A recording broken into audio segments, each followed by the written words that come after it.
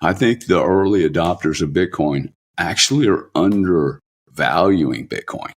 And the reason they keep using the unit per Bitcoin, but I look at market cap, man, and a $600 billion market cap, when you have Blackstone there, that market only goes one place. It does not go to below 600 million. It goes, they don't play in small games. BlackRock, you mean? BlackRock, excuse me. Yeah. BlackRock or any of these players. Dude, Citibank is not here because this is a $600 billion industry. They're here because it's a $6 trillion industry. The world of Bitcoin is at a crossroads, and its early adopters may be missing the forest for the trees. While many still measure its value in per Bitcoin terms, the real game is unfolding at the scale of market capitalization. With Bitcoin currently standing at a $600 billion market cap, the entry of financial giants like BlackRock signals a seismic shift. These players don't engage in minor markets. They're here because they see the potential for a $6 trillion industry. Gary Cardone, a renowned speaker and financial visionary, drives this point home with unparalleled clarity. In his interview, he emphasizes how the presence of titans like BlackRock and Citi is not an accident. They aren't here for the current valuation. They're here because they recognize Bitcoin as a gateway to a multi-trillion-dollar future. Cardone's insights highlight the underlying strategy of these institutional powerhouses. They don't bet on small, fleeting markets. They invest in inevitabilities. Let's watch clips from Gary Cardone's explosive interview to gain more insight. Don't forget to like, subscribe, and enable notifications for additional in-depth content. Thanks for joining us again. Enjoy the video. Bitcoin is on the world stage. It has already achieved that its collateral is going to be priced cheaper than money, meaning the real interest rate for me to borrow money today is really somewhere between 9 and 15%. It is utter bullshit that you can borrow at 4% or in Germany 2.5%. Okay, it's just not real. The real rate on the street is somewhere between 8 and 12. 4 weeks ago, before I brought my brother to Sailor's house, I was like, hey, do you see what's happening here, son? You have Bitcoin miners receiving money at zero cost of capital from Citibank. Now, Citibank's also loaned out. I'm just picking Citibank for a big name, right? Citibank, they have been active, by the way. Citibank has probably 8% debt out there. They probably got some 6%. They bought 7%. And it's all in various areas. It could be in automobiles, homes, housing. When Wall Street takes a product like Bitcoin, they start offering zero. Well, like, can anyone wake up?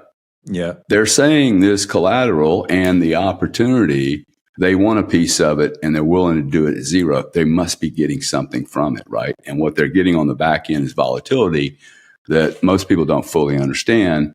It's stunning to me that people are freaking out because MicroStrategy is at 349. It went to 450. It's very simple.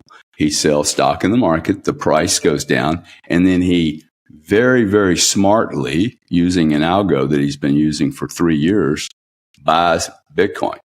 Okay. At a discount, basically, right? Well, it would have, he's buying at 102. So it's not a discount to the market today. He's paying market without moving the market, right? Nobody's seen Michael Saylor move this market. He's really done an excellent job with the algos, and everyone now is using the algos. This is why you're not seeing massive run-ups and run-downs.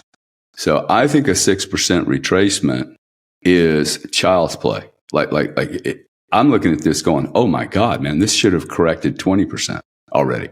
This should have hit 108 and tested a 20% retracement, and it didn't. It didn't because there's too much buyer. Okay, I know people that are now set up at 98, 97.5, 95. There's so many freaking bids in the high 90s. Notice how quickly this entire industry has gotten comfortable with, 100,000 is the number, dude. We are so desensitized to this number when for years, it was a pipe dream.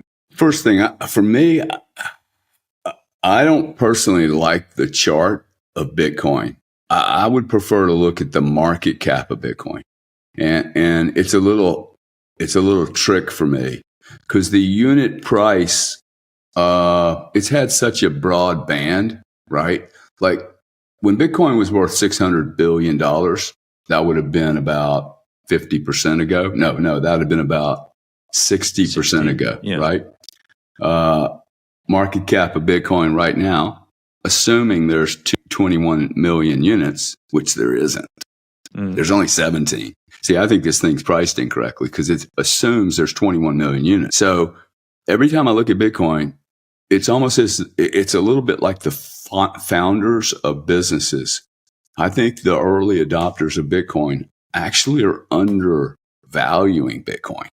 And the reason they keep using the unit per Bitcoin, but I look at market cap, man, and a $600 billion market cap, when you have Blackstone there, that market only goes one place. It does not go to below 600 million. It goes, they don't play in small games. BlackRock, you mean? BlackRock, excuse me. Yeah. BlackRock or any of these players. Dude, Citibank is not here because this is a $600 billion industry. They're here because it's a $6 trillion industry, and the Bitcoin community is eating pure, unadulterated nuclear power, right? It's not eroding over time, and it's not competing with anything. Bitcoin is not competing. This myth of, and you still hear it today. I don't know why the Bitcoin community does this. They do this finite extraction in their mind, even though they came into Bitcoin. It's like, oh, hey, Bitcoin is finite. Therefore, you get the value of infinite. I have something finite, but I have infinite demand for something that's finite. No one's ever seen finite. No one. Yeah. First off, like, we don't pitch that enough.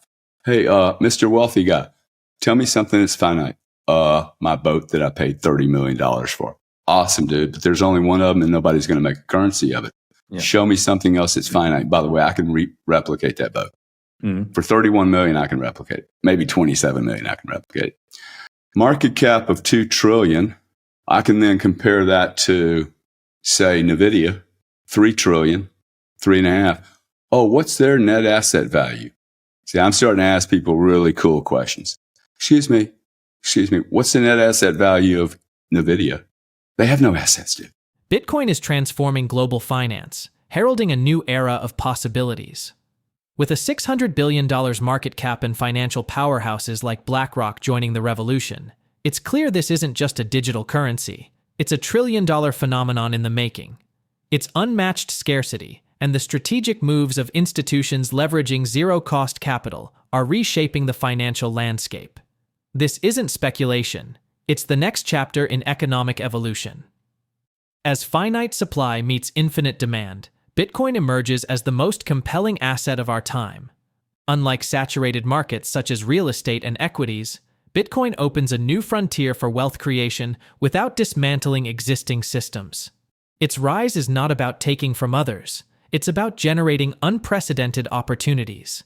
Institutional adoption is accelerating, and the door to wealth redistribution is wide open. The message is simple: act now, or risk being left behind in this paradigm-shifting revolution. Let's watch more clips from the interview. I don't think anything has to suffer for Bitcoin to win. I keep hearing this kind of, what if Bitcoin is so cool that nobody gets hurt?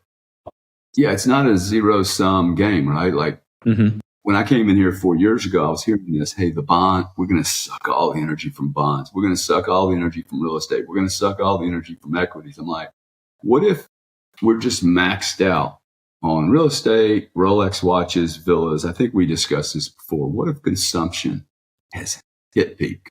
You have less people on this planet, okay? We're not having babies like you are. The men today are not as productive as you are.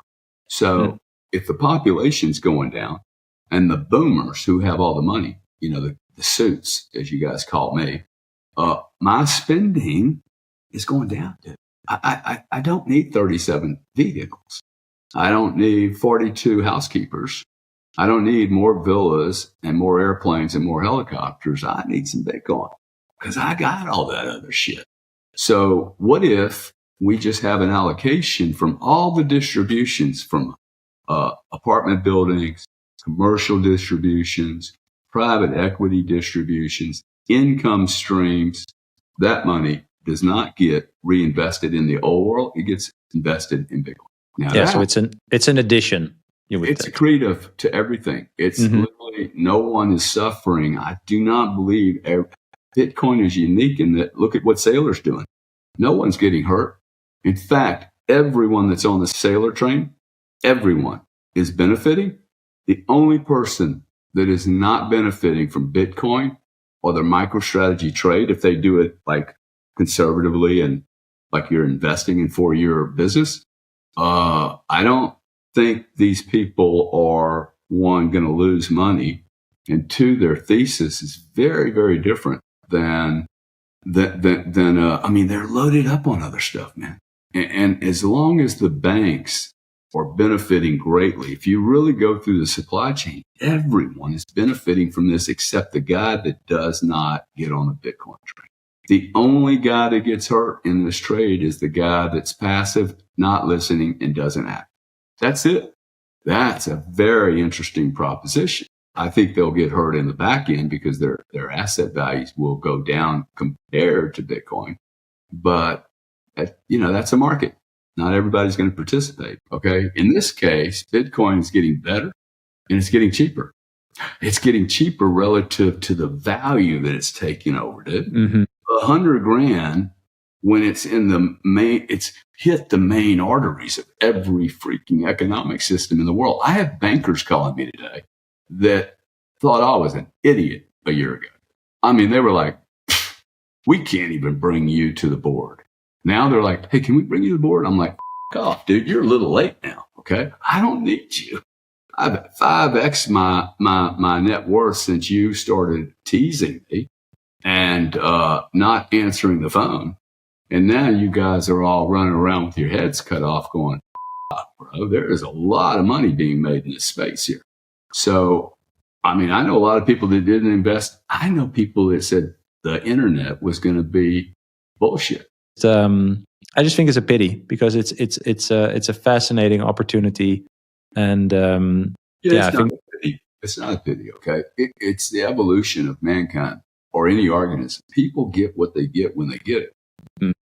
And this is not meant to be demeaning, by the way. I don't like hey, you get Bitcoin at the price you deserve it. That's a very shaming comment if you listen to it. Look, everyone deserves to have Bitcoin, in my opinion. I'm a nice human being, but you're not obligated to do anything. You're not obligated to study finance. Whatever, right? People get to choose whatever they want. I think we're lucky to be in a first world nation where we have access to so much information. There's 4 or 5 billion people that don't have this option. So if you think we're a Ponzi scheme, 4 or 5 billion people haven't even heard of Bitcoin yet. I mean, not really. We have 450 million people that reportedly have touched Bitcoin on planet Earth, of which 247 million are actively engaged at some level. So 250 million people in Bitcoin. And it isn't just the Brams of the world anymore. It's actually people that are well known coming out of the closet going, whoa, this is I've been doing this my whole life. Every time I've walked into one of these disruptive events, I've most certainly been. I've never missed this ever. Not again, knock on wood. I'm not being arrogant or egotistical. My whole life has been in being disruptive and being in disruptive events. And dude, this is going to fix so many problems. Bitcoin is a financial disruptor, challenging traditional investment paradigms, and Gary Cardone's insights underscore its transformative potential. Recently, Bitcoin's price dipped below $98,000 after hitting an all-time high of $102,712. While the correction raises questions, it offers a classic buy-the-dip opportunity for those ready to act. As Cardone highlights, Bitcoin's rise isn't about diminishing other markets. It's a creative force, reallocating wealth and reshaping global finance. Despite recent fluctuations, Bitcoin's trend remains bullish, with key support levels holding firm. Analysts project new highs around $130,000, fueled by institutional confidence and Bitcoin's finite supply, a cornerstone of its value. Cardone's perspective aligns with this trajectory, emphasizing that Bitcoin's appeal lies in its scarcity and disruptive power, not as a competitor, but as an evolution of wealth allocation. Traders and investors are watching critical price points closely. A break below $100,590 could signal deeper corrections, while resilience above this level suggests further growth. As Cardone puts it, the only ones who lose are those who passively ignore Bitcoin's potential. Institutional adoption, growing demand, and increasing global acceptance mark this as a pivotal moment. Bitcoin is more than a financial asset, it's a revolution. Its ability to weather corrections and maintain upward momentum showcases its strength. Whether you're an active investor or a curious onlooker, this isn't just a market shift, it's a paradigm shift. For those ready to embrace the future, Bitcoin is the opportunity of a lifetime. As we wrap up, do you think Bitcoin will eventually become the foundation of a new global financial system? Let us know your thoughts in the comments below. Share this video and hit the like button. Thanks for watching, and don't forget to subscribe.